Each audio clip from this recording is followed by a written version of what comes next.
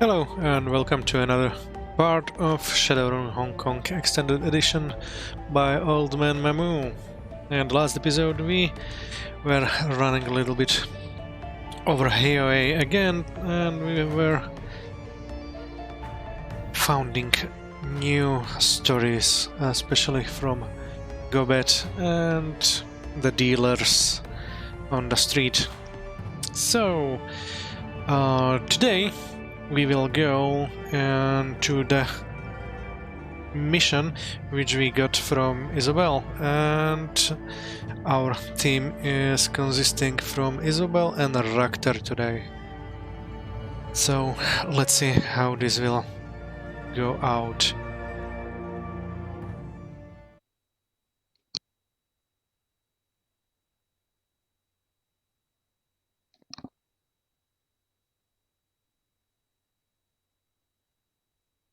DeckCon 2056. A chartered bus carries you from Kaitak to a mid-range hotel in Tsuen.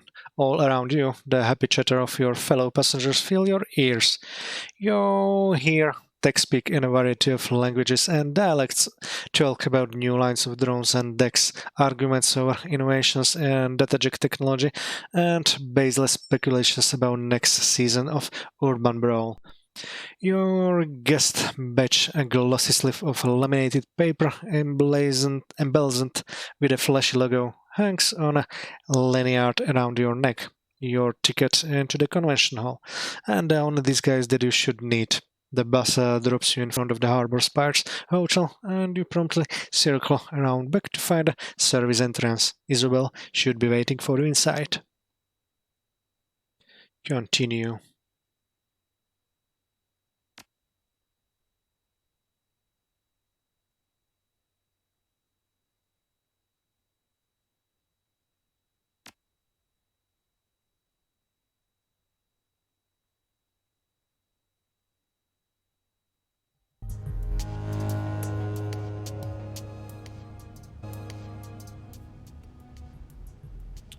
The service entrance to the Harbor Spires Hotel looks like any other.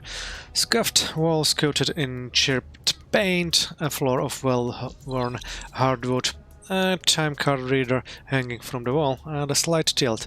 Nothing about the dingy, utilitarian confines of the room that you're in hints at the elegance and fine decor of the hotel beyond. I have always been fascinated by seeing how things worked, even as a child. I took apart everything that I could in the name of study. And here we are, in the innards of a fancy hotel, examining the viscera of place, if you will. Your earpiece crackles to life, Isabel calling from the woman's lavatory. Mamu. A burst of static fills your ear, obliterating Isabel's voice. A second later, she cuts back in. You in position?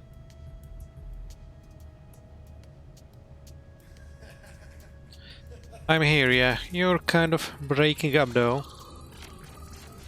Yeah, I know. More with noise. Connection here is crap. The comms keep cutting. Oh.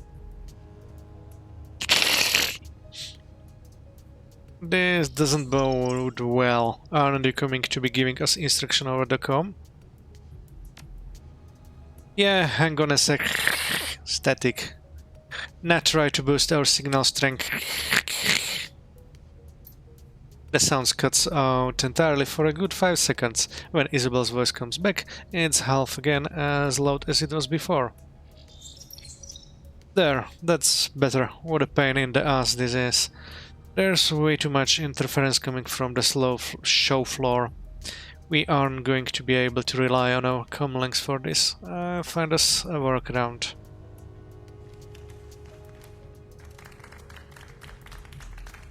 I hope that you do it fast. This entire plan hinges on our being able to communicate. Like I said, I'll find a workaround. For now, let's concentrate on the task at hand. The catering staff should all be in the kitchen, hauling trays of steamed clams and aperitifs out to the convention hall floor. I'm gonna need you to find a way to get me one of their uniforms.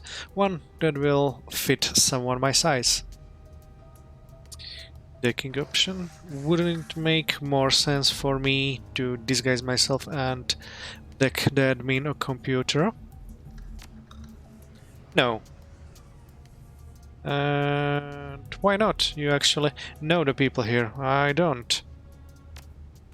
Right, and that's exactly the problem. We can let Rhombus see me. Not until we're ready. That means that I can't be on the convention floor, and one of us has to be.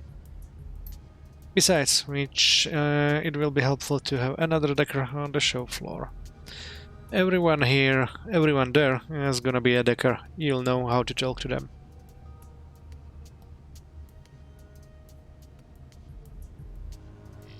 If you're that certain of this, let's go ahead with it.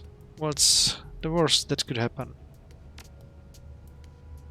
Objective added, locate it and trap Rhombus, get a kitchen uniform and keep Isabel alive. Don't say that, it's bad luck. Oh, and Mamu, we aren't going loud yet. You got that? Whatever you do, don't start shooting. We can't afford to send the Rhombus raining before we can get him cornered. Right, no shooting until we have Rhombus. Got it? So... let's check the alarm panel first.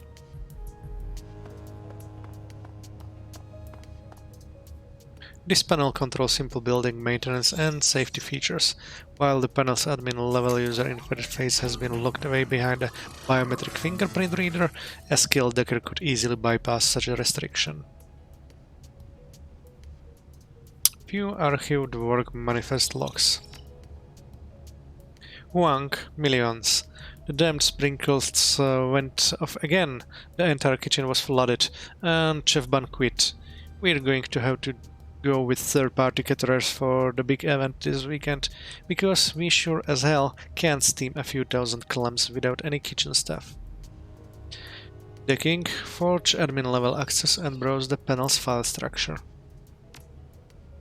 You hack into the system with ease, revealing command level subroutines that are normally hidden from view. Set off the sprinkler system in the kitchen. You enter the subroutine to trigger the kitchen sprinklers while at the same time suppressing the fire alarms that they're attached to. The sound of chaotic movement and the yelps of alarm sounds out from the direction of the kitchen. It sounds as though the catering staff is attempting to flee the room. Go back. You return to the panel's main menu. Walk away. So, you made already some nice chaos.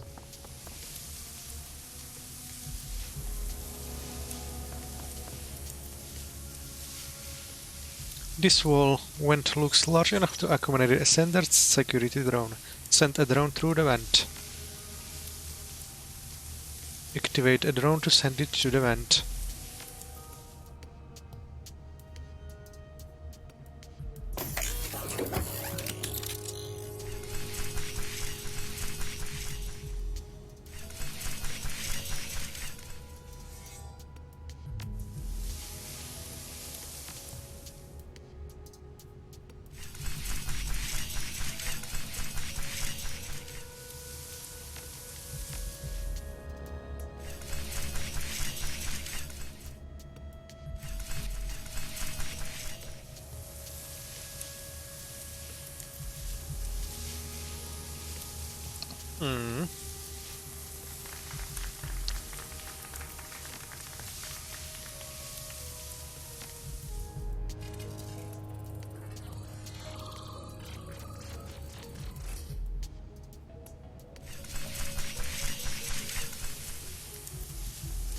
This is empty. Okay, so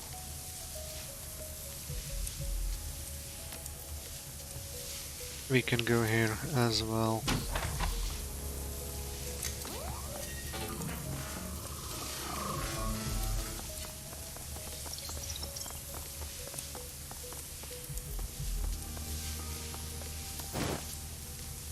Mission item added. Catering uniform. Give Isabel the kitchen uniform.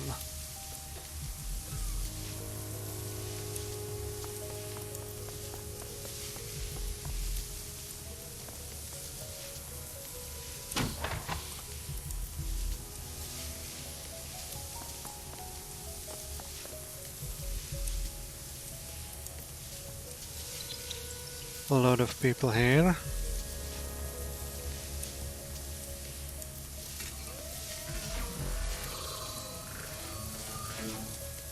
Let's see. This is the female lavatories, where Isabel is waiting.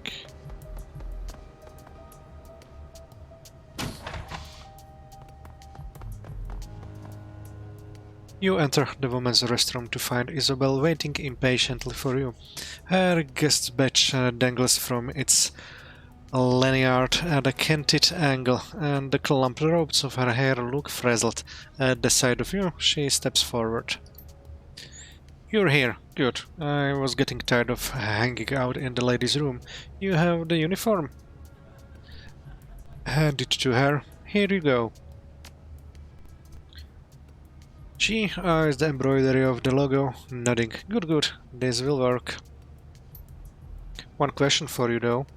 She gives the fabric a squeeze and stream of water splatters to the tile floor. Why is this thing soaking wet?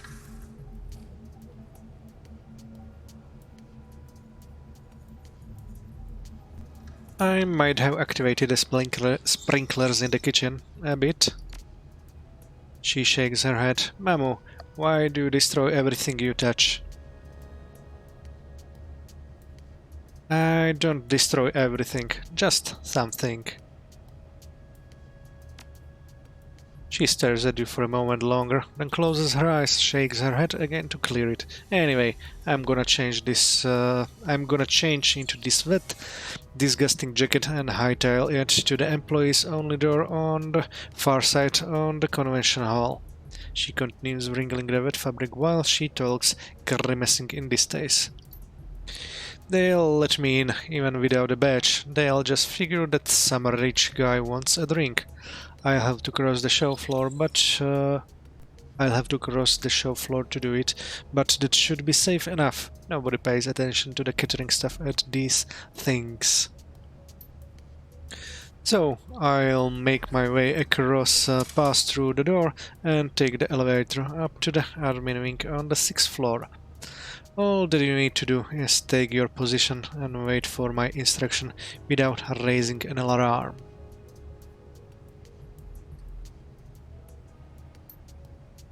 Pretty simple stuff, should be foolproof, assuming that you don't screw anything up. Do you have any questions?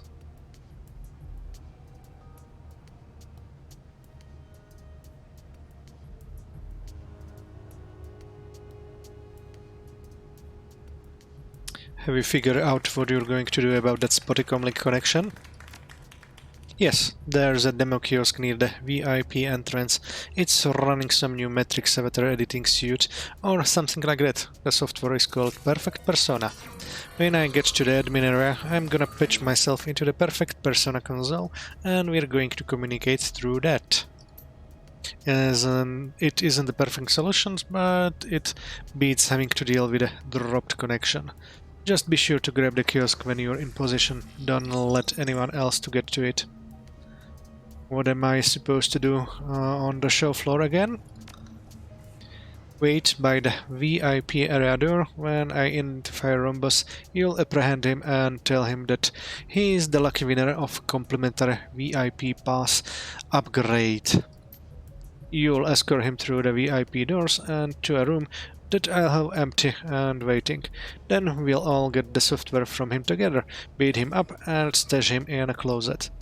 What should I do between when you leave and when you get in position? Walk the show floor. Mingle. Try to look like you belong here. Just try not to say or do anything that will stand out in a bad way. You're supposed to be a hot new decker in town. Try to act the part. No more questions. Let's hit it.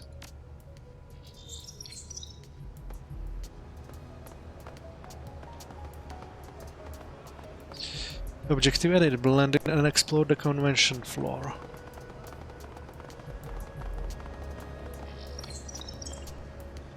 Let's save it just in case.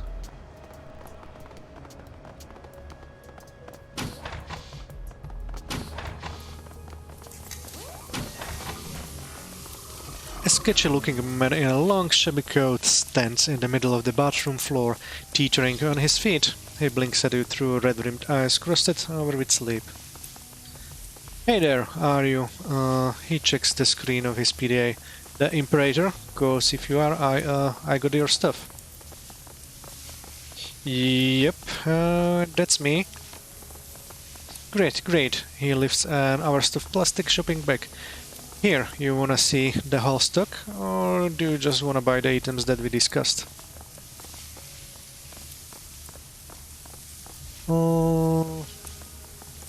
Let me see your full stock.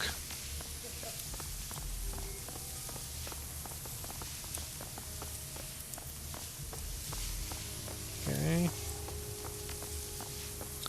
Just give me what we agreed on, I guess. Oh, he closes his shopping bag and pulls it back to his chest. Yeah, that was good, real good. Good doing business. Want anything else? Just give me what we agreed on, I guess. Alright, I ought to warn you though. HyperX ain't cheap. He extends his bag and opens it wide. Down at the bottom, buried under a mountain of loose pills, is a shiny plastic bottle. It's the bottle. You're gonna have to fish it out if you want it, and be careful. I think that there are a few loose needles in there.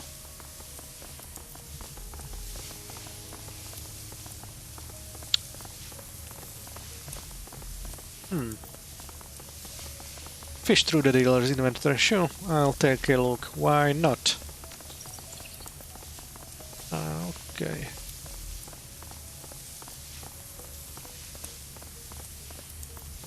Not gonna buy anything yet. Good stuff, huh? So nice. You want anything else? Walk away.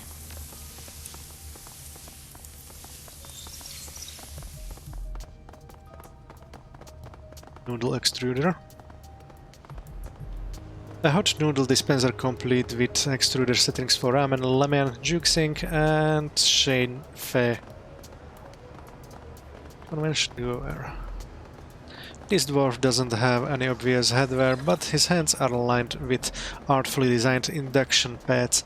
He looks you up from his place in the noodle line and gives you a nod. Line starts back there. He gestures towards the back of the line. Better take your place now if you won't get in this. The food court gets busy around this time of day. Examine his guest badge. It's a standard 3-day pass hanging on a lanyard embroidered with a Heoi's logo. The name on the badge is Grimson.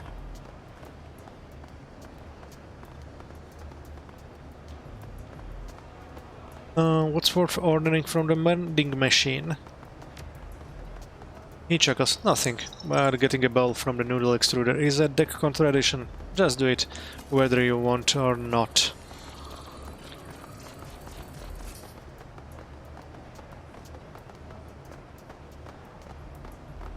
So, you stand in line at the Cataract event and pay money for worse food? It's a tradition, like I said. The convention is under new management this year and they're trying to go all upscale on us. We're trying to show that we don't need all of that. Give me a cheap bowl of extruded noodle and I'm happy man. I don't need an underpaid teenager in a clown suit to bring me clams and call me sir.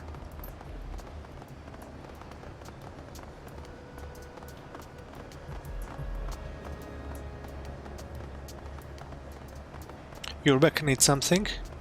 I wanted to compliment you on your cyber hands. That's nice work. Thanks, they're custom. He lifts his right hand to the light. The honeycomb structure of the induction pad's circuitry glints under the smooth plastic of its surface. It's surprisingly hard to find induction pads that aren't hidden under synthetic skin. They are a work of art. Who designed them for you? I know a guy about I know a guy out near Tokyo Way, works at one of Renraku's Chiba clinics. I got him to make the thing for me. Cost an arm and leg, both arms and no legs, if you wanna get technical about it. But it was worth it. Got around. Good talking to you. He turns back towards the noodle extruder. Yeah, you too.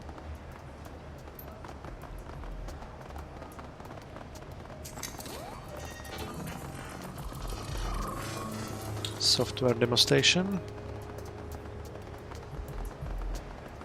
The newest iteration of Heoi sculpted system authoring software. Here is something locked. Let's check the product display. A working model of Fuji's new Cyber 7 Slim, a retooled Cyber 7 with a thinner form factor and a burnished aluminium case. Mr. Lin. The orc behind the counter looks up from his sales sheets. He wearily recites that sounds like a rehearsed welcome. Welcome to Mr. Lin's big-time data check, special show prices for this event only. He waves a hand over the booth. Feel free to browse. Look through his inventory. Sure.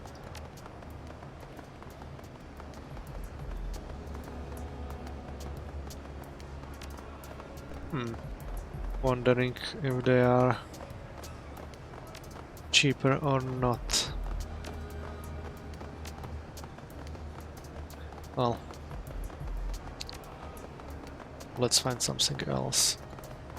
Convention goer.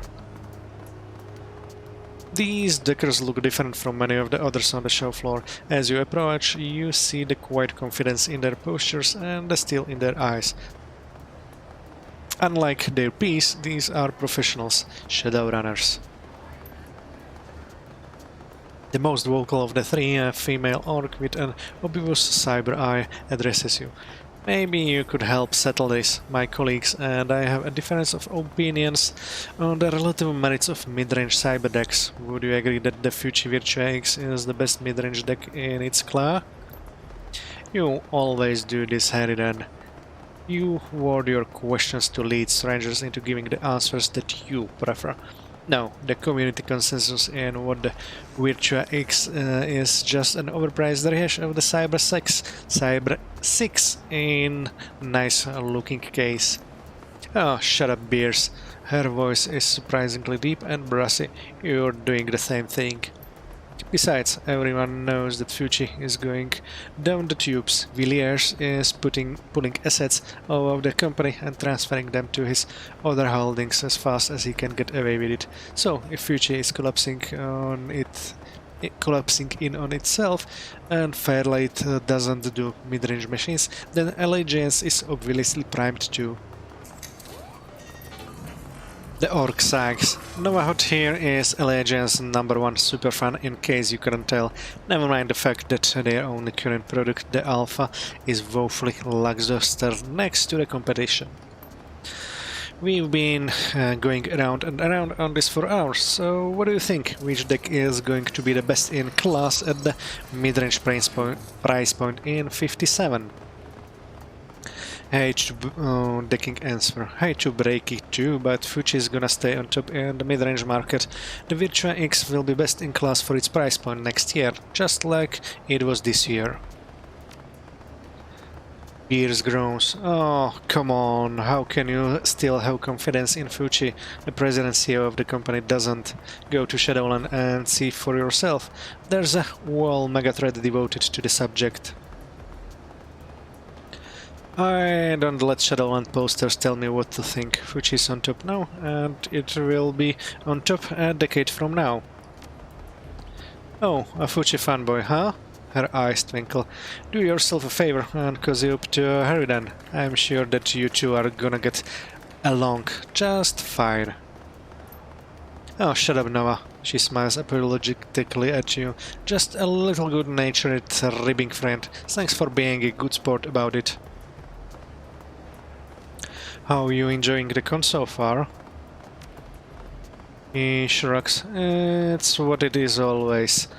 Bad food, a lot of antisocial people, and overpriced vendor kiosk. By the end of a weekend, I'm probably gonna have measles and or the flu. To be perfectly honest, I don't even remember why we all fly out here every year. Beers. We come out here because you start getting excited about a show months in advance every year. You let me 15 voice messages to make sure that I remember to book the hotel room.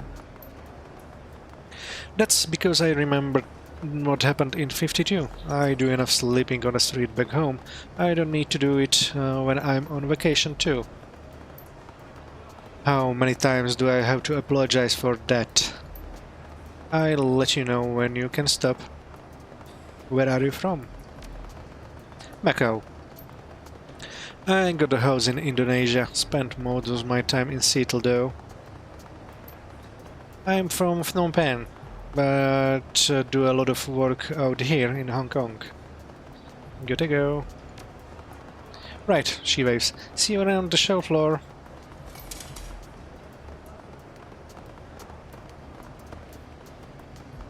Your comlink crackles to life with an ear splitting hiss. Isabel. Okay, I inject into the admin compute static. Me too, but I can work with it. Are you in position yet? No, not yet. Add to the waiting position near the VIP entrance. Your ears fill with a shrill erection one. And use the kiosk. Remember, perfect persona. Use the perfect persona next to talk to. Copy that. While you're getting there, I'll start working on getting your VIP access and location room. The line goes that. Got it. I'll signal you when ready. Objective complete. Blend in and explore the convention floor. Objective edit. Wait near the VIP entrance for Isabel signal. There is no response. Whether Isabel could hear you or not remains a mystery. If there's any more exploring you'd like to do out here on the show floor, you'd best do it now, before we use the kiosk. I doubt that we'll get the opportunity to afterward.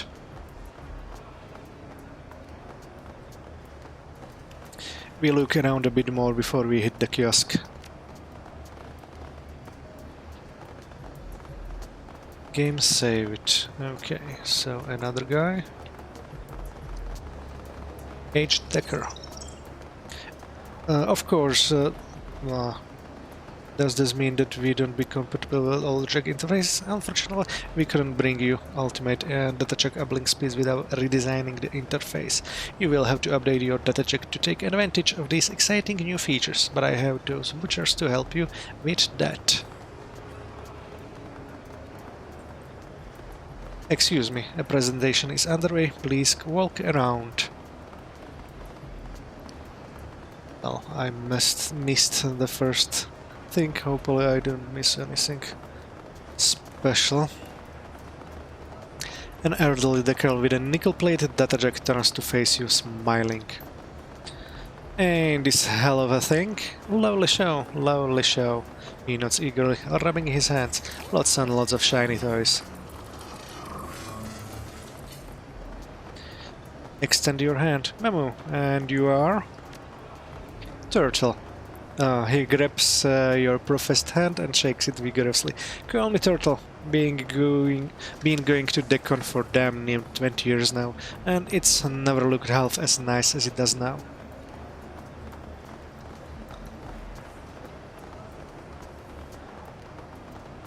It looks like it's good and pretty commercial to me. You're not wrong there. He gestures the Fairlight booth off in the distance. Lots of corporate money flowing into this thing these days. The older Carol lowers his voice to be a conspirational whisper.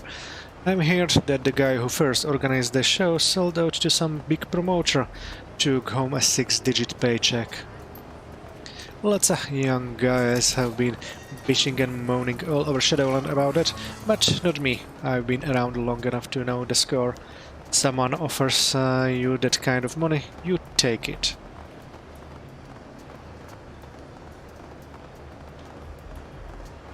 Where do you get your handle from? Turtle is a funny name for a decker. And old piece of software. Something that went obsolete well before your time, he grins. I guess I'm showing my age, but something about that little cluster of pixels always made me happy.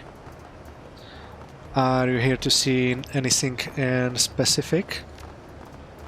Got my eyes on a couple of things this year. I'm gonna check out the Fairlight booth, of course, and Fuji's doing some interesting things with miniaturization. He shakes his head ruefully. You know, when I was just getting started, I would have taken an entire warehouse full of machines to match the computing power of the PDA on your wrist. No, scratch that. They wouldn't have come close. Decking answer? Yeah, well, Moore's laws, that hasn't been proven wrong yet. No, that it hasn't. He smiles. Blah blah blah. No, that it hasn't. He smiles, widens. You know, I've decided that I like you. Ain't many deckers that will take the time to chat with an old dwarf on the show floor these days. Anyway, I've taken up plenty of your time already. I'm sure that you've got exhibits to see, unless you wanted something else. Gotta keep moving, Turtle. Enjoy the show. He waves to you. Bye then. Let's check this product. A display devoted to a third-party cooling system for terminals and cyberdecks.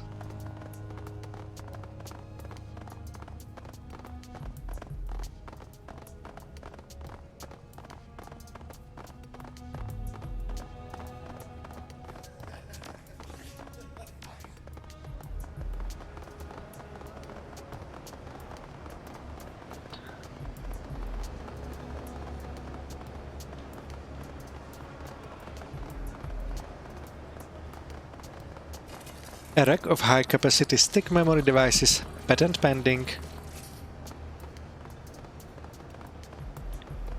Okay, let's see. No. Let's talk to Troll. A pot-bellied troll with 2 days worth of mangy stumble smiles and turns to face you. The chrome of his data jack shimmers wetly in the light, but his cyberdeck is conspicuously absent. Hey, what's going on? His badge hangs low on his lanyard. You catch a glimpse of his decking handle, headspace. Strange to see someone at the DeckCon without a cyberdeck. Oh, but I do have a deck. He taps his head with a smile. Get it right here, the next generation of decking technology, the cranial cyber deck. He continues without waiting for a response. It's the apex of modern decking technology. Miniaturized, compact, easy to sneak into the most sensitive of location. I don't need to lug a great big external deck around with me anymore. It's a night and day difference between this and my old Fairlight Excalibur friend. Night and day. Why get a deck installed into your head?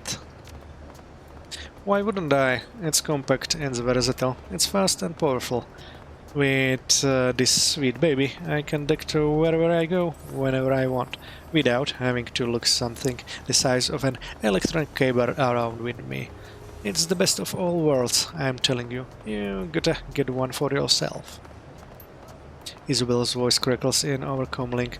This guy is an idiot. Cranial cyberdecks are a terrible idea for more reason than I can count. Deckers swap out their gear every couple of months. You want someone monkeying around in your brain that often? I'll make it easy for you. You don't. The troll continues blissfully, unaware of Isabel's interruption. So, have I sold you on a head deck of your own yet? Come on, you know that I have.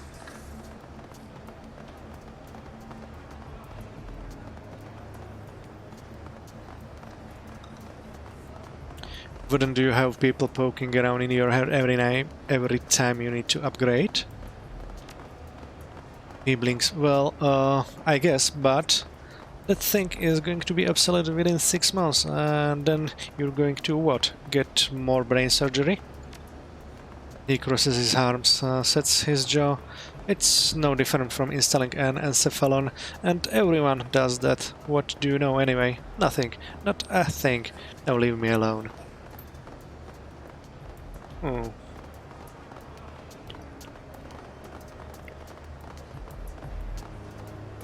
Software demo station. This terminal is running a demo of S-Technology new format agnostic CyberDeck calibration software.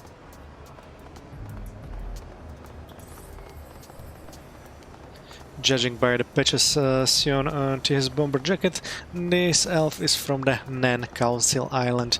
To be specific, a forested chunk of rock in the middle of Lake Washington that was called Mercer Island until the Native American nations reclaimed it. He doesn't look Amerindian, though. If anything, he looks Chinese in descent, though his mask makes it hard to tell for sure. He turns to face you at your approach. His features are mostly hidden, but you see that he's sporting a high steel collar and spiky hair. His cheeks are high-boned and hollow. He eyes you nervously. Hey, you want something from me? What's up?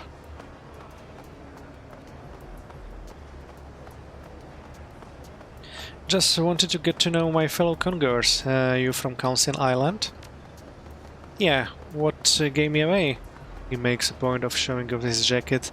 The tribal insignia looks strangely out of place here on the DeckCon floor. You from Seattle? The Redmond Bears, actually. No, Drake. Wow, that place is fragging intense, chummer.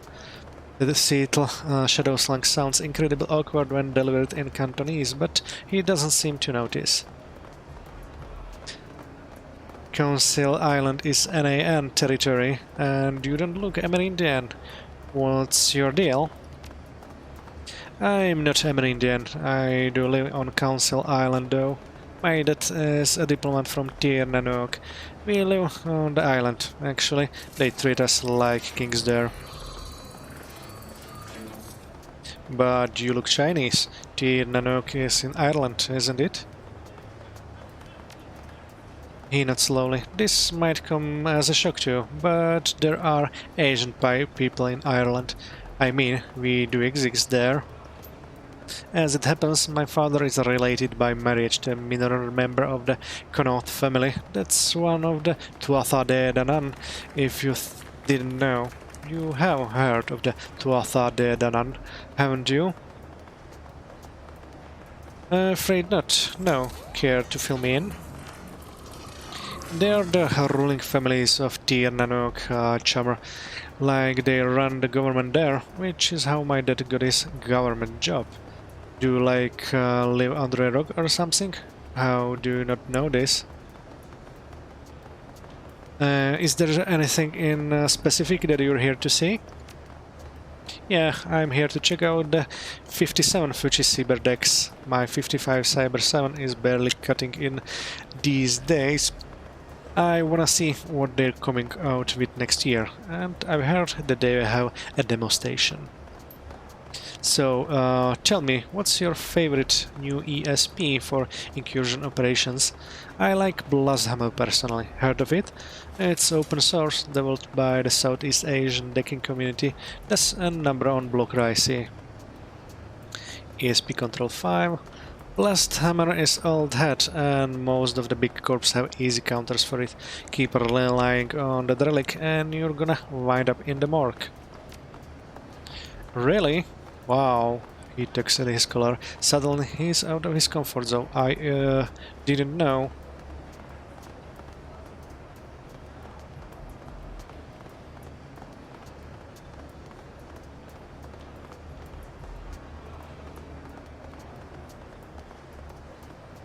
Most Westerners don't. Blasthammer is fine for low-sec operations. Beyond that, you're gonna have to shell out some yuan for a professionally developed solution. Well, thanks for the advice.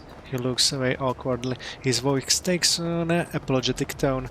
I'm kinda new in town, in case you hadn't guessed. Yeah, I kinda had. Oh yeah, sorry, I don't really do the small talk thing much. It isn't my thing. Gotta go, sorry. Yeah, see ya.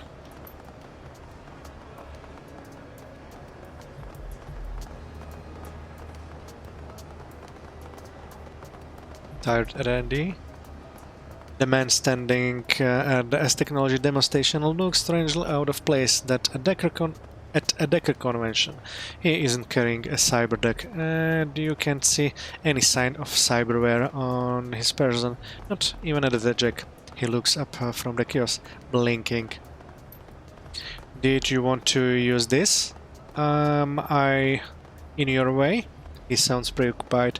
He shifts his body and his movements are unnaturally smooth and graceful. As he moves, you can see that the kiosk screen is flickering. Apparently, the demo software has glitched out.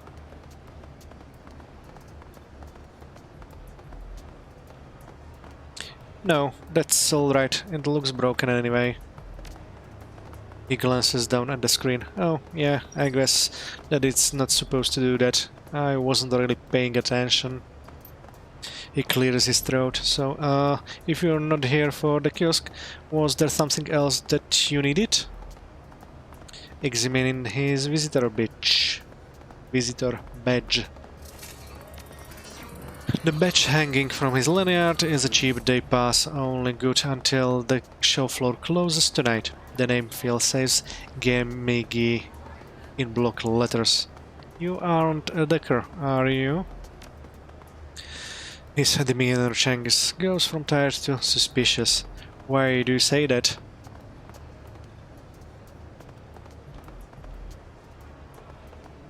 Because you're at the software demo kiosk and you didn't notice that it was glitching on Ouchio. He sighed. Yeah, I guess that was kind of giveaway, wasn't it? You're right, I'm not a decker, but I'm enjoying the show, so if you wouldn't mind. If you're not into all of this decker stuff, what is there here to enjoy? He sighs. Look, I'm here to relax and get off the streets. They've got free clams and free wine, and everybody but you seems happy to keep to themselves. So just leave me in peace, okay?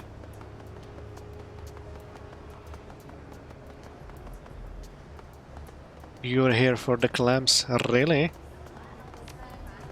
He tenses up, clearly irritated. Yes, I love clams. Clams, mussels, oysters.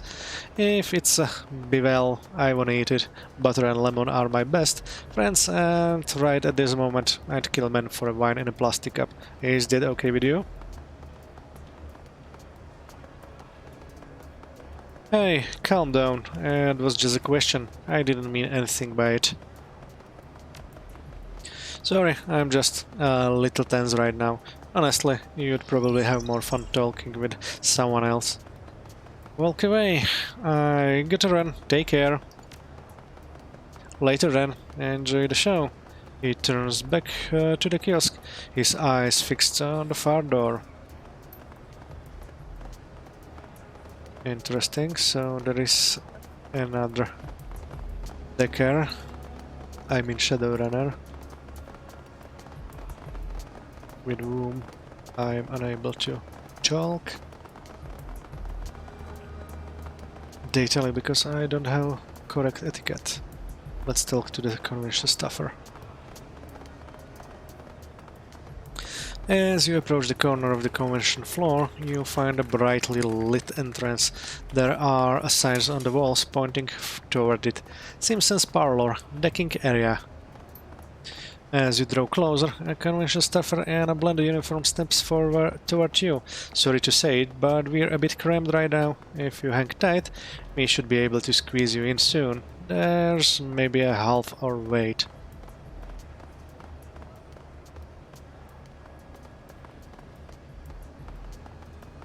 Please, places like this never run at full capacity. You're keeping a few VIP slots in the back, right? We're full up. I don't know how else to say it. You need to wait like everyone else. Stay cool, and we get you in as soon as possible.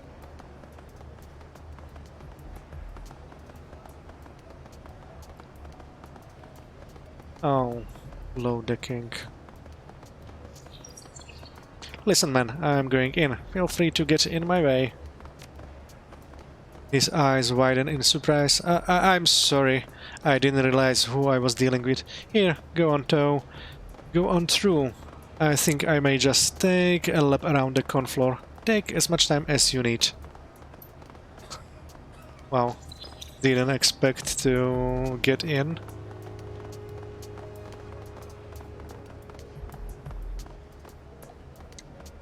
Well, let's say, just in case. But now when I'm in, I wanna try to pickpocket. And that's the option. 117. You leave the Decker's credit stick with ease.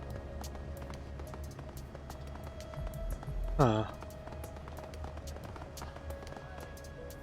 Is that it?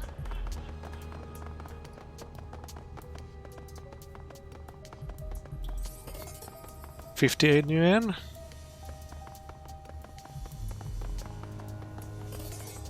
$6.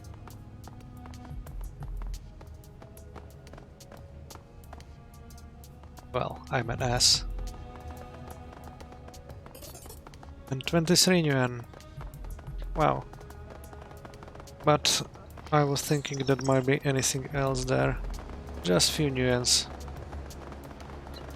So it's time to signal Isabel.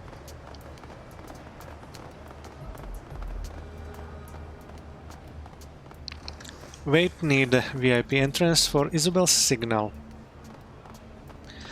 The perfect persona kiosk flickers to life at your approach, and the debug menu pops onto the screen, along with the text prompt in all caps. Memo: enter the following K code into the kiosk. 1052 RGF-KLLPE98-XVL0237-ZZKP0NV. Enter the K code. You tap the code on the kiosk keyboard. A moment later, a series of 5 loud popping sounds rattles off in your comlink's earpiece. Isabel's voice fills your ear, crisper and cleaner than it was before. Testing, 1, 2, 3. Can you hear me, Memu? Yeah, I hear you. What was that? A command line code for the kiosk to connect with your comlink via direct link. A hint of smugness creeps into her voice. This way we can bypass using a comm signal entirely. Clever. I know. As long as you remain within a couple of feet of the kiosk, we shouldn't have any problems. Wander too far outside of that range, and you're gonna get static again. So basically, I can't move from the spot. That's what I said, right? Now that we're all linked up, give me a second and I'll locate the rhombus. You hear the sound of rattling case ropes, coupled with Isabel muttering under her breath. The line falls silent. The silence stretches 10 seconds, 20. Then you hear Isabel explode. What the hell? He already has one? How the fuck does Rhombus merit a VIP pass when I don't?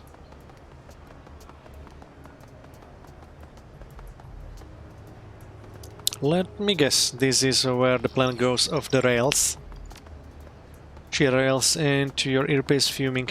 I'm twice the decker that he is, and everybody knows it. What makes him a VIP when I'm not? Calm down, Isabel. At least we know where he is.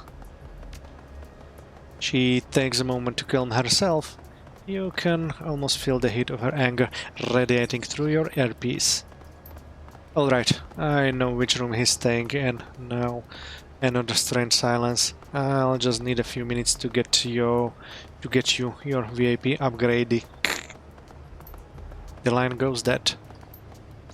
Well, my friend, what to do now? Shall we? A series of clicks erupts in your ear, cutting Rector's sentence short. Your PDA begins blinking. You are receiving a video chat request. Answer the call.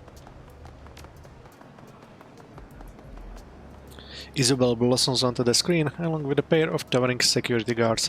The line that connected her to the admin terminal hangs loose from its socket. I'm gonna ask you again, what the hell are you doing in here? Take your time and make sure that you're telling me the truth. I know if you don't.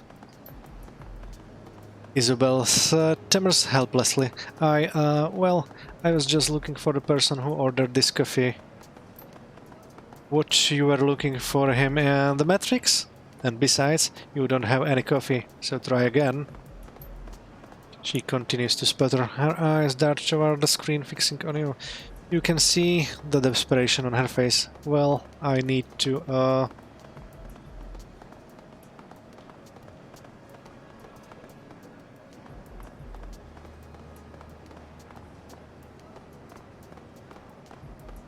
Alright, Isabel, listen up. Say what I say and you'll be fine. Say okay if you understand. Okay. Last chance. Start talking sense or spend the night with the HKPF.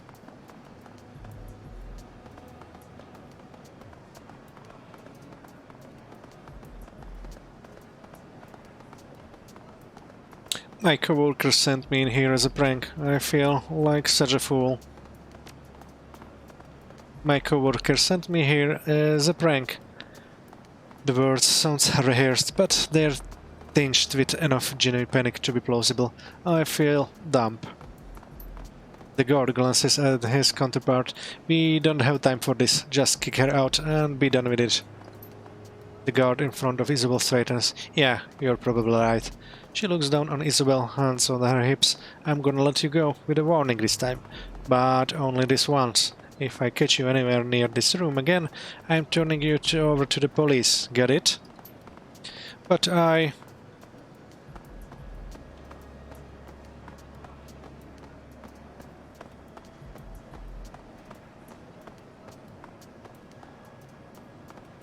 You're getting out of this easy, Isabel. Just go along with it. She clenches her jaw, looks up at the guard. Yes, sir. Good call. Good, Isabel, back to convention floor. The line goes quiet as she moves out of the server room.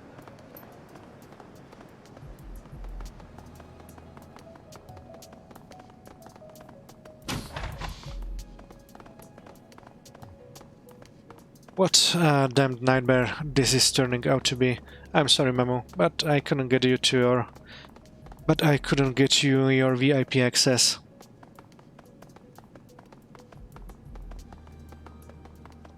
You got out of there in one piece, and without the cops getting thrown into this. That's what's important. You're right. At least I know where we have to go. Rhombus has a room in the VIP section, and I can get us there. There's only one problem. Without VIP access, you can't open the door without sounding an alarm. The picture on your PDA flickers worryingly. A moment later, Isabel's image returns to the screen. And I'll let you through from this side. That's what I'm going to do now. I'll make my way down to you and open the door.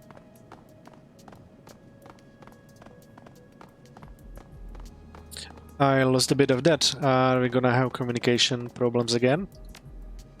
Maybe a bit. I'm still using the kiosk to talk to you, but now that I'm not jacked in, I can route messages to it directly. Please, stay put. If you lose the kiosk, you're gonna have serious communication issues. Get it. Oh, and I may need your help if I run into more people up here, Memo. In case you hadn't guessed, I'm not exactly a social butterfly, and if things go loud, it will really need your help. I will really need your help. I've got your back. Let's do this. Let's go. Clear out of the server room.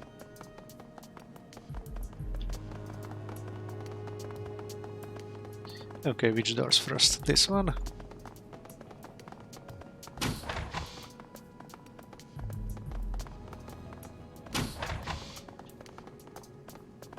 Search computer.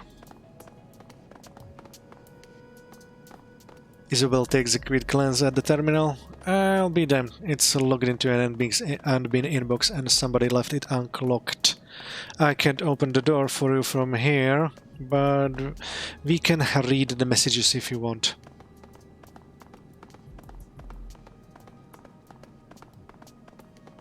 Do it. Isabel turns the camera on in her bidet to face the screen of the terminal. Amber text on a stark black background swings into focus. HR Serve Hotel Messaging Service V2.0. Read messages. Main goes in the machine. Admin leave it unplugged. Maintenance it came back. Admin damage control.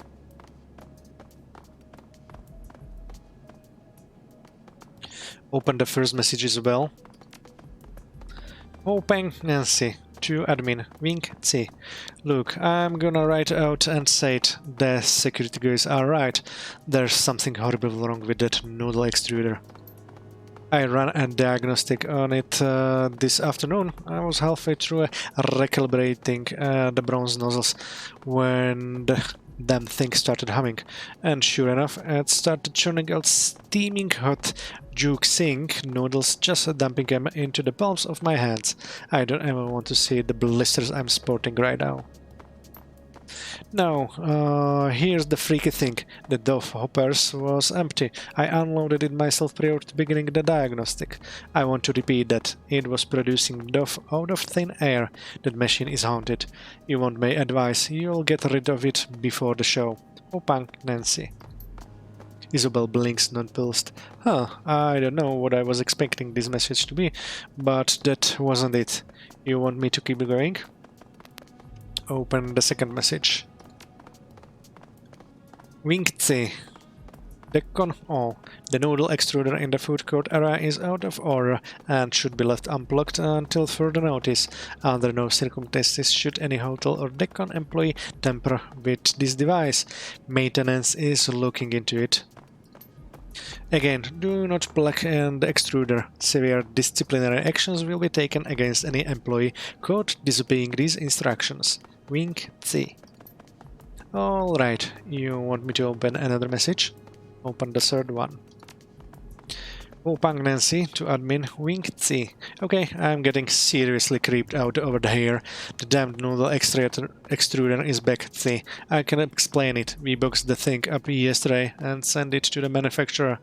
It wasn't here 5 minutes ago, but now that we've opened the doors and the show is under the way, I'm strolling through the food court and there it is, just sitting there with a line already forming. What the hell do we do? You and I both know that it doesn't have any dough in it. There's no seasoning and the spice reservoir. We don't have it hooked up to the hotel's water supply. The fucking thing isn't even plugged in. Where are the noodles coming from? What do we do? Opang Nancy. What do you want me to do, Memo? Open up the last message. Admin Winksy to Hopang Nancy. It's too late, Nancy. At least 1,000 people have already eaten from the thing. We can't shut it down now, and we sure as hell can't let anyone know about it. If people were to get sick, the show could be held liable. Look, if it's any consolation, I've been powering through the logs of old shows to see if anyone had mentioned the noodle extruder, and I found something. This exact conversation. 14 years in a row. I don't know what's happening with this machine. I don't know where it came from, or how, or why, but it's a part of DeckCon. Nobody can get rid of it. Nobody knows how it works. It just does. And people keep coming back to visit it. I think that this is a blessing in disguise. That's what I'm telling myself. Anyway, just don't question it, and everything will be okay. Wink C. I don't even know what to say about this. What do you want me to do? I've seen enough. Get down here and get us through this door. She steps back away from the terminal. Okay, I'm on it. Okay, next door.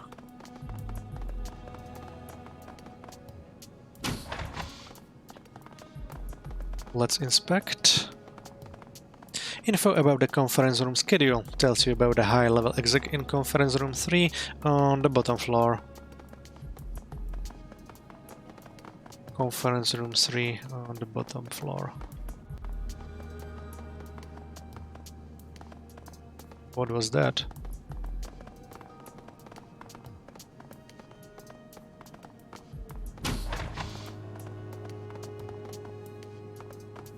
Pilfer supplies.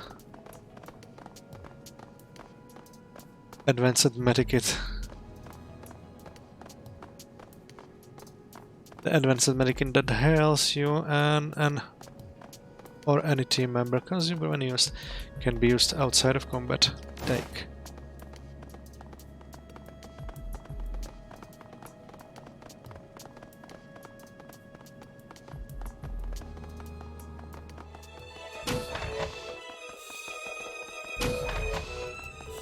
Isabel's outline goes fuzzy the moment she sets foot into the elevator. A loud rhythmic whooshing sounds dominated the low end of your PDA speakers. It sounds a bit like the rotors of a helicopter. Heads up, Isabel, we're getting a lot of interference here. An elf in his mid-20s steps aside to let Isabel at the floor selector panel. He looks wired, jittery, stimmed to the gills, most likely. There is no telling how long it's been since he's gotten a wink of sleep. Isabel punched the button for the ground floor. Working the show, huh? That has to be hard. The elf smiles down on Isabel, his expression affable. I'd feel tempted to blow off work and to go check out the kiosks. Maybe take in a panel or two.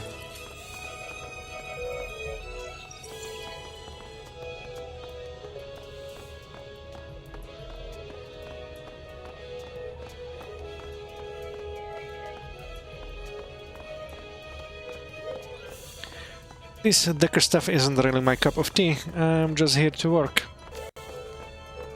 She starts in, repeating your words with forced sincerity. This Decker stuff isn't really my... She falls silent. You can see her staring at the man's VIP badge.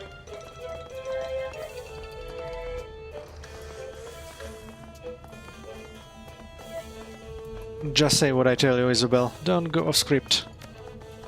Her eyes remain locked on the man's badge. If she heard what you said, she's ignoring you. Kane Ding, huh? That's an interesting street name. Been decking under it long? A couple of years now, he smiles. Longer than anyone else to use the handle.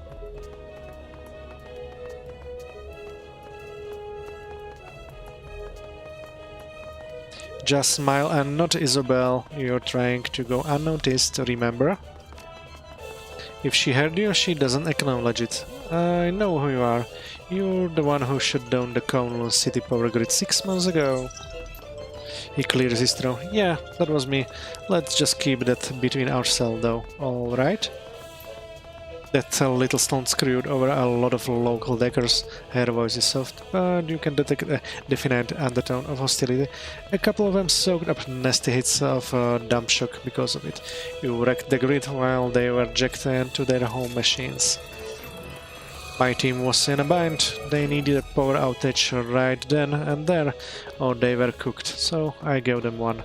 It was the best solution to a bad situation. Let's leave it at that.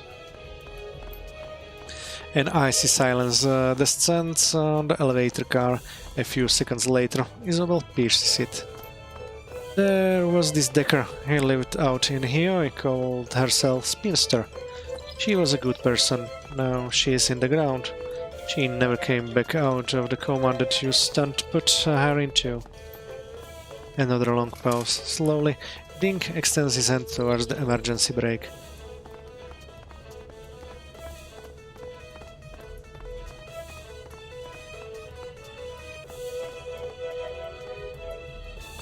Isabel, do you want to go loud? Because that's where this road takes us. She balls her hands into fists. You can read the tension in her body language. She's biting her tongue. At least that's what I heard. I'm just a caterer. I'm not a decker myself. He stares down at Isabel. The smile has vanished from his face. Yeah, sure you're not. You come to get me, haven't you? To take revenge for your friend. Did her people put out a contract on me? Is that it?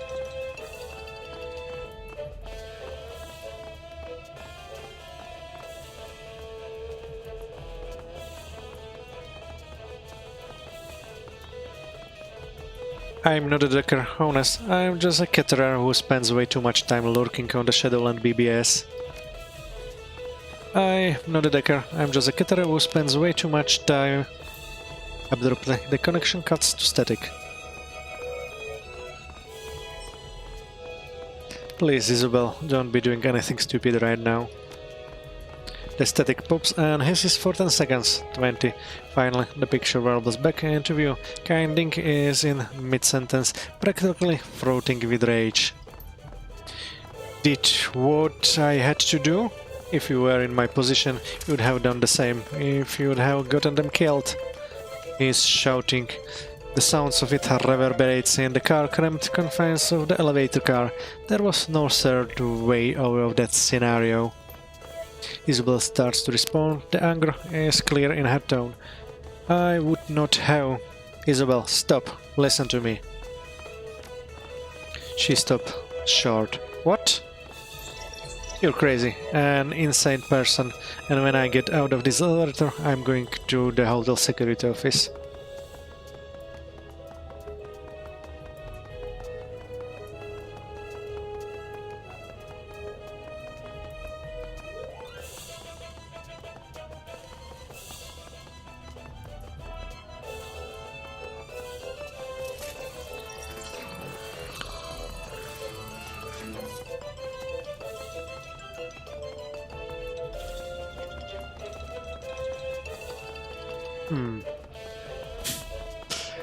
Too bad I don't have biotech for.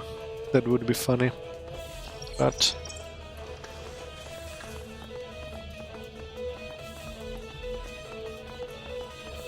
apologize to him and sound like you mean it. That's the only way we're getting out of this now. You hear the dull, grating sound of grinding teeth. I'm sorry, I didn't mean to offend you. I just get upset sometimes. You're damn right, I'm offended. You came at me like a crazy person. Static. The comms have cut out again. This is getting old. As quickly as it went, the picture flickers back onto your PDA screen. Kinding looks calmer now. The elevator is descending. Remember what we discussed. You keep your cool, and this turns out well for the both of us. Will you and let live. Understood? Yes, I didn't want any trouble from you in the first place.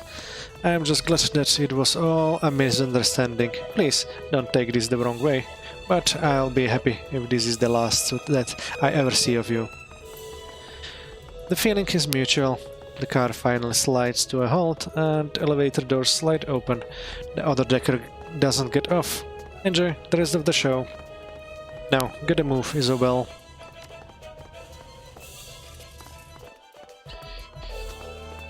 Objective complete and objective edit. Have Isabel open the VIP door. Elevator arrives. Okay, that was interesting.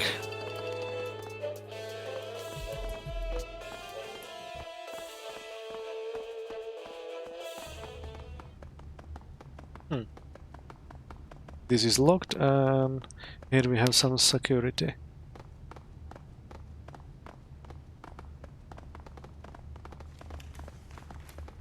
The hallway ahead is blocked by a trio of struggling bodies. A blackout-drunk troll hangs slung between a pair of cursing security guards, one male and one female. As you watch, they struggle valiantly to drag her down the hallway. The troll's voice comes out in an inebriated roar. Unhand me, you fools!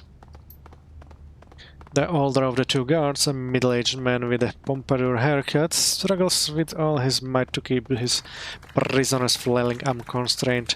Don't let her go, Heoi. She has the strength of 10 men. Yes, sir. You recognize her as the guard who was standing by the employee entrance on the show floor.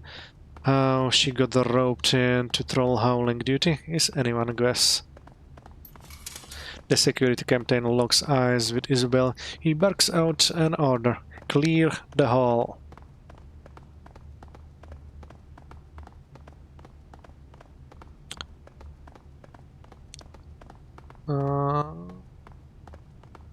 Well, this doesn't look good.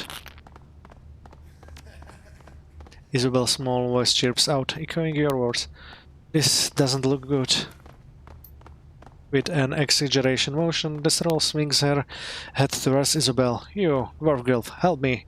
Tish! She hiccups mildly. The sounds reverberates in your ears. Tish! Drackhatch want me to leave because I'm a troll. What's happening here? None of your business. You're not even hotel staff. You shouldn't be back here at all. He hugs the troll's left arm to his chest with all of his strength, desperately trying to weigh her down. She lifts his feet a few inches off the floor, then slams him back down. He lets out an audible whimper. Now clear. Clear the way and report to your manager. Quit fighting me, damn it, before I talk to him for you. The former door guard stares at Isabel. Recognition dawns on her face. Hey, I remember you. You said that you had to meet some kitters up on 6. What are you doing down here?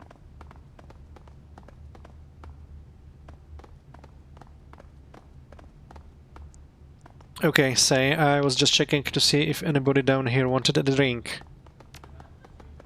Just checking to see if anyone needed a drink. You want a mojito? The man strains against the troll's drunken efforts. His brow is beaded with sweat. You shouldn't. Hold still. Be here. Not even to offer drinks. The troll looks down on Isabel and issues a much-mounted plea. Ignore this bitch and help me. I'll take the run on the left. You take the right. The troll bucks against the guards' grasp, nearly breaking away from them. They double down on their attempts to hold her. Isabel stares into the PDA. She looks irritated. To hell with this. It's a waste of time, and we've got a schedule to keep. Her hand moves towards her weapon. What do you mean? What schedule?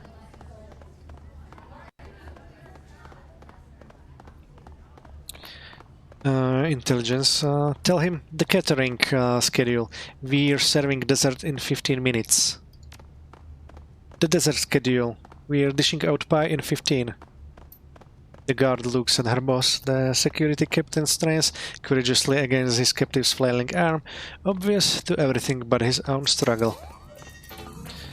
Look, just hurry back to the kitchen and get out of our hair. She stepped aside to let Isabel pass.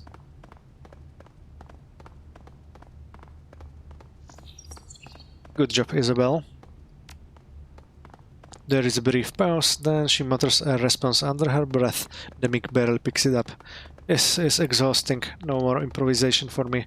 I'm done with it from now on. I'm your parrot. Just tell me what to say, and I say exactly that.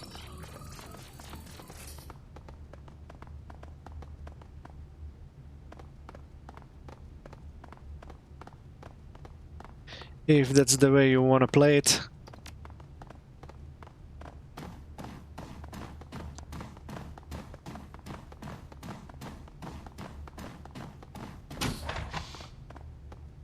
Okay, this one is locked. And the only way is through these doors. Another locked doors. An impressive looking man in a starched white coat blocks the hallway. He turns and you recognize the familiar pastry, magic and more insignia on his lapel. He fixes his gaze on Isabel and the expression on his face is anything but happy. What are you doing back here? We went over this the staff meeting this morning. I'm the one who's covering this area. The VIPs are to be handled by managers only. You should be on the convention hall floor.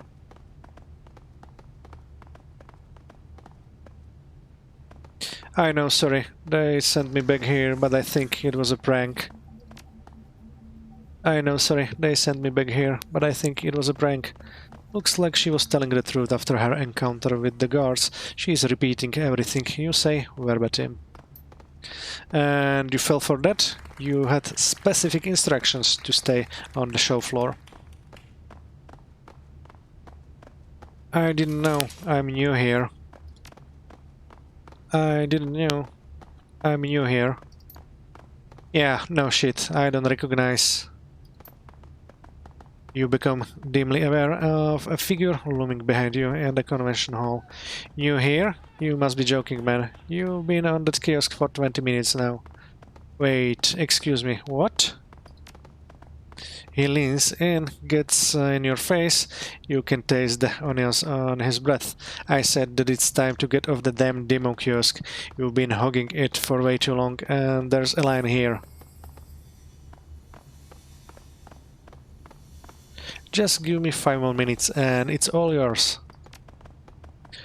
Just give me 5 more minutes and it's all yours. What's all mine? What are you talking about? You aren't even one of our employees, are you? Do I need to get security?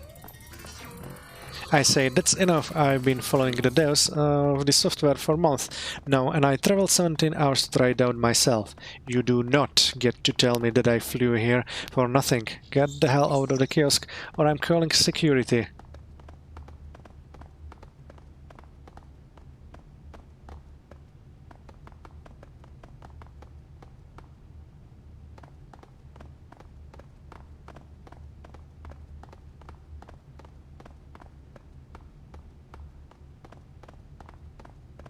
Be my guest, I work for this hotel's owner. The security team is going to take my word over yours.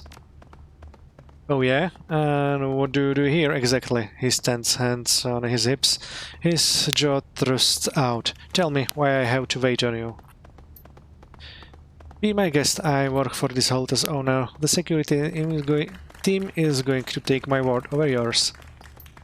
You work for the owner? So then you're not a pastry magic employee? He sounds skeptical. So then why are you wearing one of our uniforms?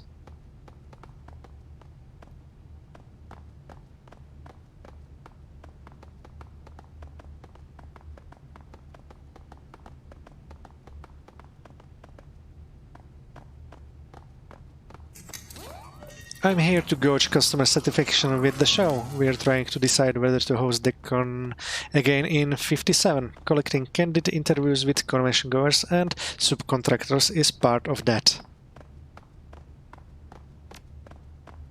The decker continues to stare, hands on his hips. Did I pass? I mean, did you get what you need from me? I really want to get my hands on that software, and I'm not leaving until I do. But I don't want my eagerness to get in the way of show coming back next year. I'm here to gauge customer satisfaction with the show. We're trying to decide whether to host DeckCon again in 57. She levels her gaze at the catering manager. Collecting candid interviews with convention goers and subcontractors is a part of that. Was that what this was? Some sort of weird interview? And I suppose that you were wearing one of our uniforms to throw me off balance? That kind of thing? To see if I'd make a scene. She nods. Well, I didn't. Please make a note of that in your report. In the convention hall, the decker that you were arguing with backs away to a respectable distance.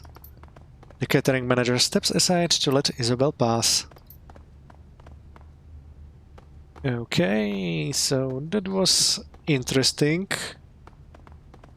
I don't remember that I ever experienced such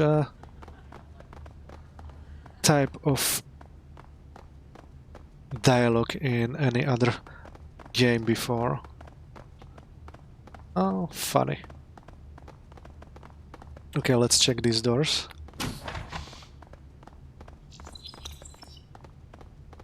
A dark-skinned man in an expensive suit stands at the far end of the room.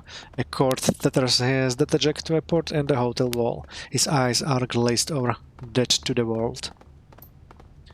He's jacked into the hotel's media library, probably enjoying some slick, professionally produced Simpsons fantasy or something like that, she chuckles.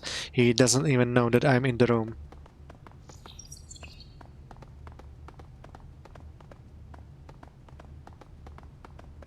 Might as well look around a little then, but be quick. A Cyberdeck 6 on the table opposite Isabel. She rotates her PDA to give you a view. It's a custom job. pieced together from components built from a dozen other machines. Looks a lot like the octopus, only smaller.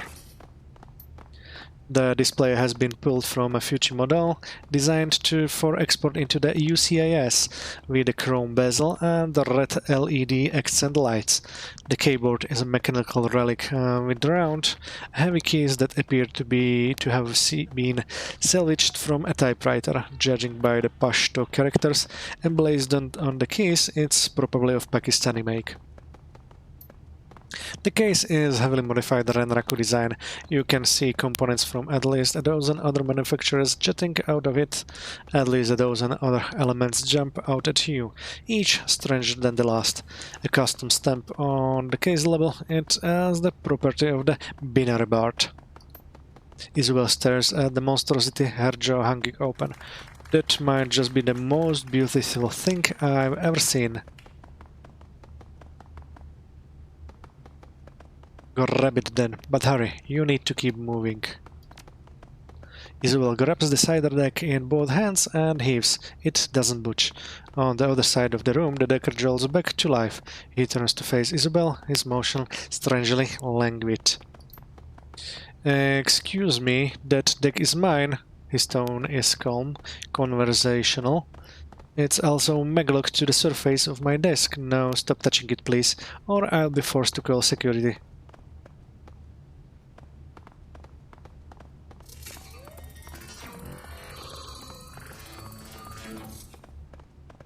Say, I heard that you had the most impressive cyber deck at the show. I had to see it for myself. I heard that you had the most impressive cyber deck at the show. I had to see it for myself. That's true, I do. That doesn't give you a right to break into my room and fondle it, though. No, you wanna tell me what a caterer cares about custom hardware?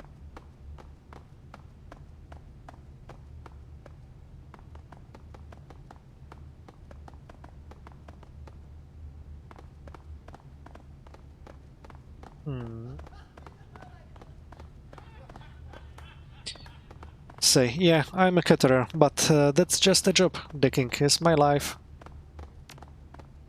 Yeah, I'm caterer, but that's just a job. She looks the decker in the eye, and her voice grows deadly serious. Decking is my life. Alright, you love decking. Sure, everybody needs a hobby. So here's what we're gonna do. I'm giving you a choice. You can tell me what you want, you can back up... You can tell me what you want, you can back on up out of here, or I can call security. Neither of us wants me to do number 3. She doesn't wait for a response. Your deck is a beautiful piece of workmanship, and I want it. Maybe I could buy it off you? She's not for sale. To tell you what, though, I could be convinced to let you crack the case open and take a look inside. He stifles a yawn. Maybe you could learn a thing or two.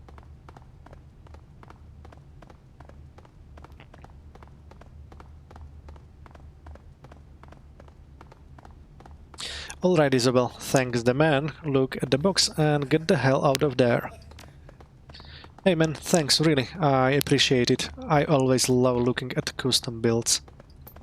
No problem. There's a case release sketch under the parallel port. Give her a once-over. Takes notes if you want. When you're finished, be sure to close the door behind you. Examine the cyber deck.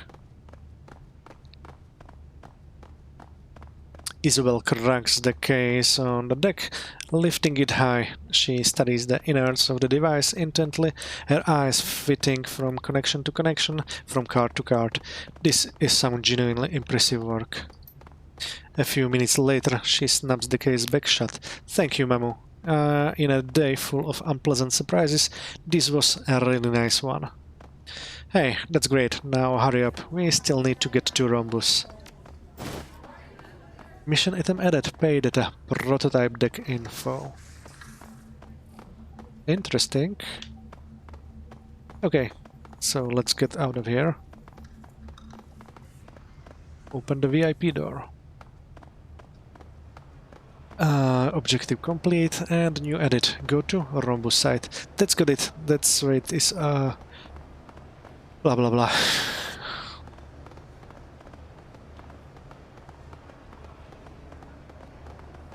So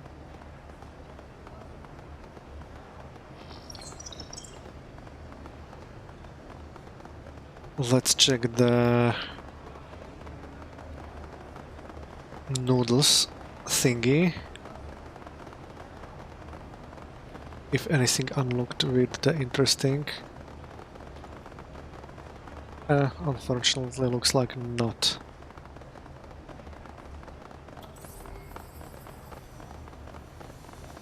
Okay, so let's get back to the VIP.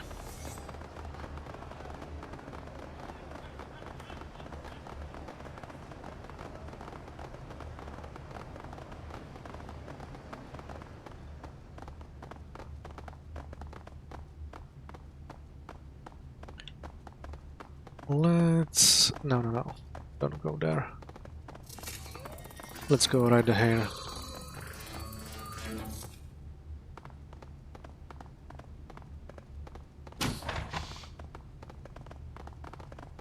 Travel to Rhombus suit.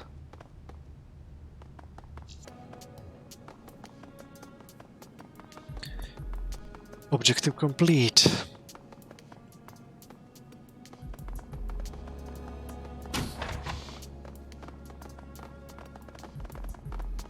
Again locked.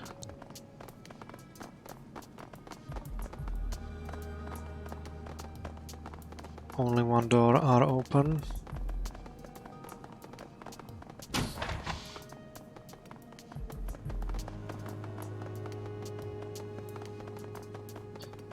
Locate and trap a Rhombus. Objective complete. As you burst through the door, you find yourself standing face to face with a small, heavily tattooed man. Geometric shapes of a description trace their way from his temples down his cheeks and neck to his shoulders. His eyes continue the motif, each of his irises as a slanted rectangle. Rhombus looks at Isabel and sighs. If he is surprised to see her, he doesn't show it. You finally want them back, huh? The memories that we locked away. I always knew that you would one day. But you got so hostile after the procedure, I didn't think you'd come around this soon. Isabel glowers at him, her cheeks darkening. Oh, get bent, Rhombus. I got hostile with you because you got hostile with me. Like hell I did. I tried to give you some advice, as a friend. If memory serves, you called me a patronizing bastard and slugged my deck. Was I just supposed to take that without punching back?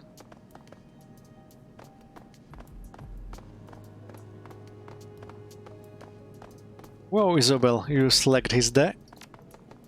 Isabel cuts in, her normally small voice growing raucous.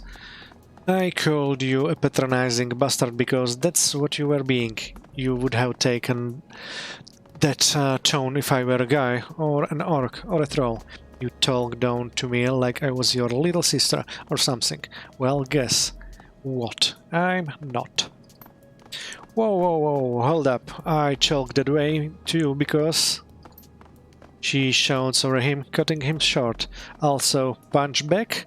That's a funny way of putting it. You tailored an ESP to troll all of my posts on Shadowrun. What kind of prick would do a thing like that?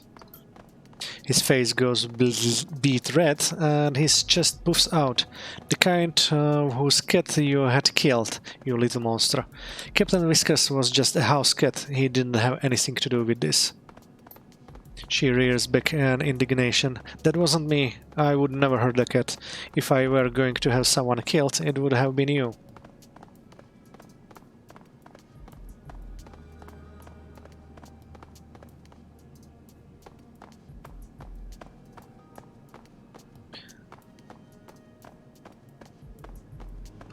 Pipe down, both of you. We're going to hash this out together.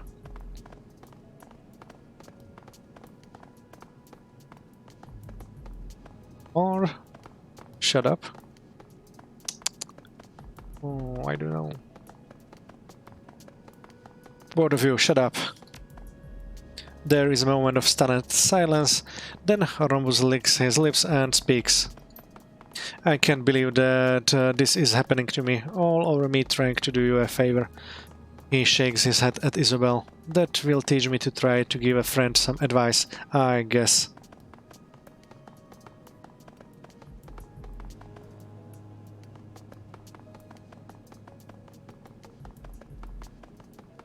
That's the second time you said that. This whole feud started over your trying to give Isabel advice? Yes, I don't even remember what we were talking about. I think maybe I was telling her what kind of a RAM to pick up for a deck. Something like that. It was a long time ago. It wasn't what you said, Rhombus. It was how you said it. She stares up at him, fuming. And the argument was nothing. It was what you did after the argument that was unforgivable. Taking the moral high ground isn't going to work for you here. You attacked me first, and for no reason.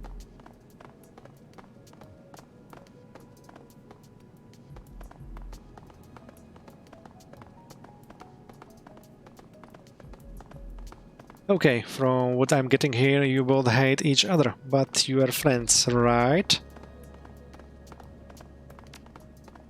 Once, I guess. You guess? You let me perform amateur brain surgery on you? Hell, you begged me to. We were friends, Isabel, cute friends, and then you went and messed it all up.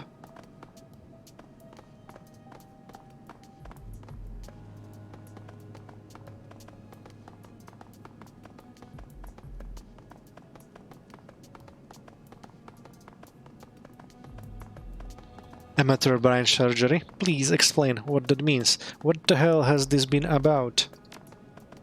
My memories, the ones about my childhood, the ones that I'd lost, they are gone. They're in hardware storage, locked away behind an encryption key. I've got them, but I can't see them without it. That was your idea, is keeping them. I mean, you told me to hold onto the key for you, just in case you ever needed them back. I know, Rhombus, but after everything that had happened, I couldn't just ask you to. You want the encryption key for the memories that we locked away? It's yours. I don't envy you the pain that you'll feel when you unlock them, but they belong to you. He keys a series of buttons on his PDA. Isabel's PDA buzzes a moment later. There, check your inbox. You've got the key. Do with it what you will. I was holding onto it for you, anyway. Isabel blinks confusedly. But I thought that we were enemies now. We were, but there was no reason for us to be. Just take the key and go. Have a nice life. He waves her off. He looks exhausted. Say nothing. Isabel stares at the Rhombus, neutral expressions on her face. Finally, she speaks up. I'm sorry, Rhombus. I don't know how things got as bad as they did, but... sorry. Her voice goes solemn. I'm going to find out what happened to Captain Whiskers. I promise you that. That would be nice of you, Is. I'd appreciate it. Almost bashfully, his gaze fits to the ground. He looks away, and color surges to his cheeks. Oh, and Is, I've got something of an admission to make. She rolls her eyes. Look, I get it, Rom. You always liked me. I hate to bring it to you, but it was never that big of a secret, and I know that's why you...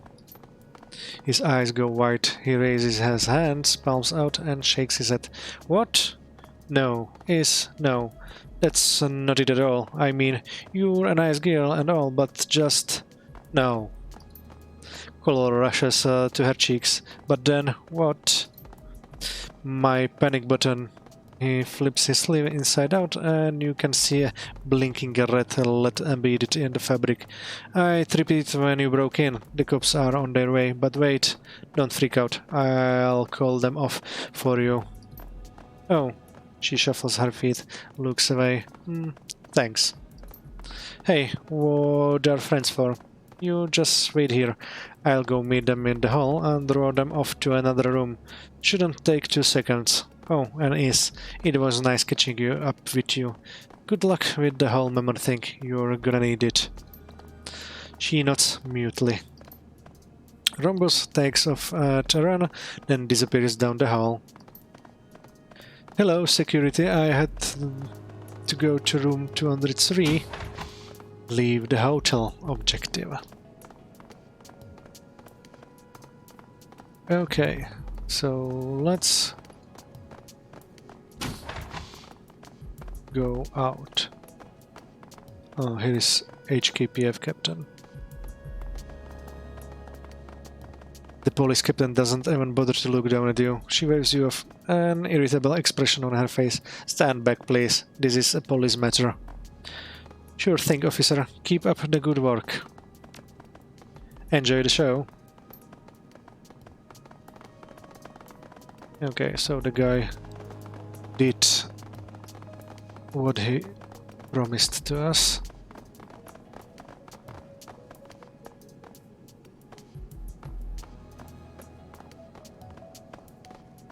Leave DeckCon. You are about to leave this location and return to Heoi. Continue. Confirm.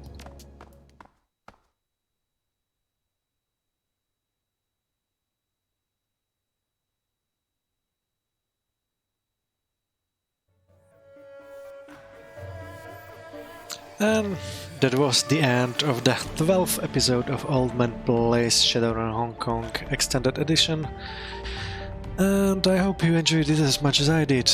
We went through with the most peaceful way as possible, and we had some tough choices to do to finish it that way. So, as I said, if you enjoyed it, feel free to follow me on Twitch, subscribe to my YouTube channel, and enjoy the rest of your day. See you soon at the next episode.